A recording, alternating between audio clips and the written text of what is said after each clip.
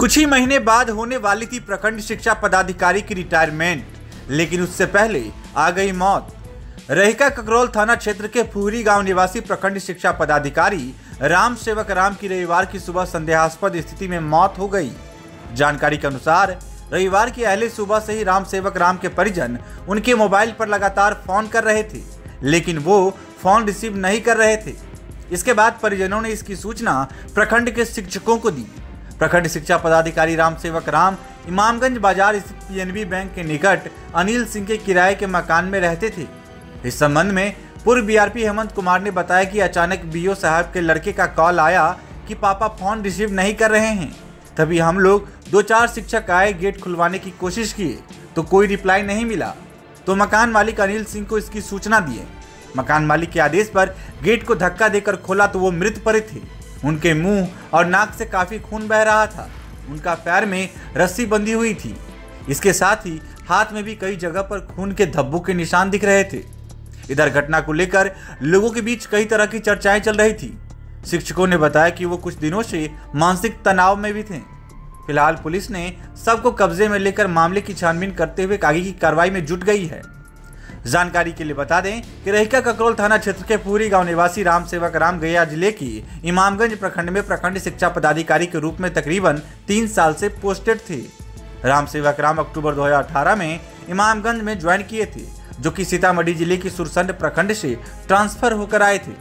इनके रिटायरमेंट में सिर्फ 17 महीने ही बाकी थे, लेकिन उससे पहले मौत आ गई। इधर पिता की मृत्यु की सूचना मिलते ही गांव से उनके पुत्र सहित परिजन इमामगंज के लिए निकल चुके हैं। बहुत दुखद घटना है। इमामगंज प्रखंड शिक्षा पदाधिकारी थे राम सेवक राम जी। हमको सुबह फोन किया यहाँ से कि बीओ साहब गेट नहीं खोल रहे हैं। तो हम पूछे कि आप लोग कैसे पता चला, तो बोले कि नहीं, उनका लड़का फ़ोन किए कि सुबह 5 बजे वो फ़ोन किए पिताजी के नंबर पर, तो फ़ोन नहीं उठा रहे थे। तो कोई शिक्षक के यहाँ फ़ोन किया तो शिक्षक लोग आए तो गेट बहुत पीटे। गेट पीटने के बाद नहीं खोल रहे थे, तो लोकल लोगों को बुलाकर, मकान मालिक या लोगों को बुलाकर जब गेट तोड़ा गया तो देख रहे हैं कि इनका बेड से नीचे गिरा हुआ है। और डॉक्टर को बुलाया, जब चेकअप कराया तो इनको डॉक्टर बोले कि मौत हो गया। यही हम लोग को जानकारी है। और क्या कुछ जानकारी अभी पहले से इलाज वगैरह कुछ चलती थी किसी चीज़ की? हाँ, इनका इलाज चल रहा था एम्स से या दिल्ली से किसी हॉस्पिटल से चल रहा था। तो हमको जानकारी था कि इनका इलाज कहीं बाहर से चल रहा था। क्या लगता है कि डिप्रेशन में कहीं चले गए थे किसी बात को लेकर के? कैसे अब कुछ दिनों से तनाव में रह रहे थे। अब कैसे तनाव में रह रहे थे हम नहीं बता सकते हैं। कुछ ना कुछ तो फैमिली से बात करने के बाद या फिर जांच के बाद ही पता चल पाएगा। ठीक है, अपना नाम बता दीजिए। मुखदेव कुमार यादव, शिक्षक संघ अध्यक्ष। बेटा उसका फ़ोन मेरे पास आया कि बहुत देर से पापा फ़ोन नहीं उठा रहे हैं। तो जब कॉल आया तो उनके बेटा को हम बोले कि ठीक है, हम उनके रूम पर जा कर के देखते हैं।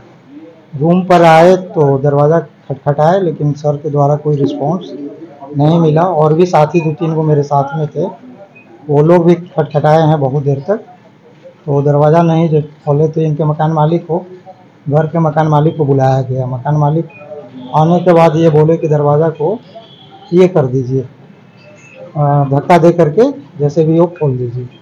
तो 3-4 आदमी मिल करके धक्का दिया गया तो देखा गया कि ये मच्छरदानी में लपेटा करके और नीचे गिरे पड़े हुए हैं।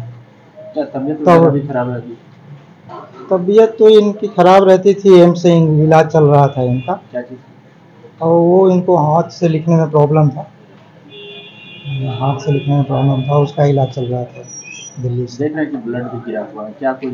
तो फिर जब रूम खोला गया, देखा गया कि गिरे पड़े हुए हैं, तो वीडियो साहब को सूचना दिया गया, सीओ साहब को सूचना दिया गया और हॉस्पिटल को सूचना दिया गया।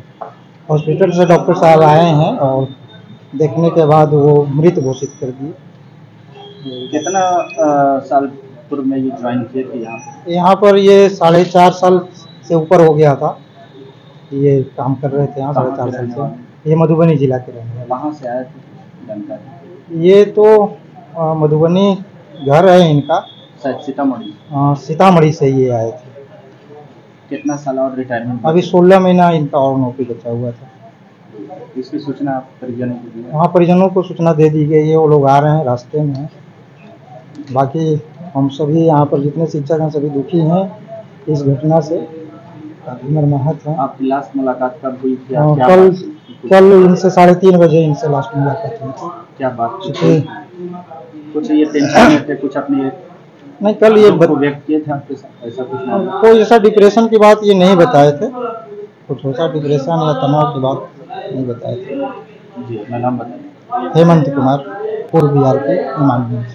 अब बेनीपट्टी में झोला प्रिंटिंग की फैक्ट्री, जहां कम खर्च में क्वालिटी वाले झोले बनाए जाते हैं। EMI पर भी यहां से माल ऑन टाइम डिलीवरी ले जा सकते हैं। साथ ही लड़की की शादी में यहां मिलता है मुफ्त में झोला। तो आज ही संपर्क करें श्याम एंटरप्राइजेज, बेनीपट्टी, बेटा बाजार, नियर ग्रामीण बैंक।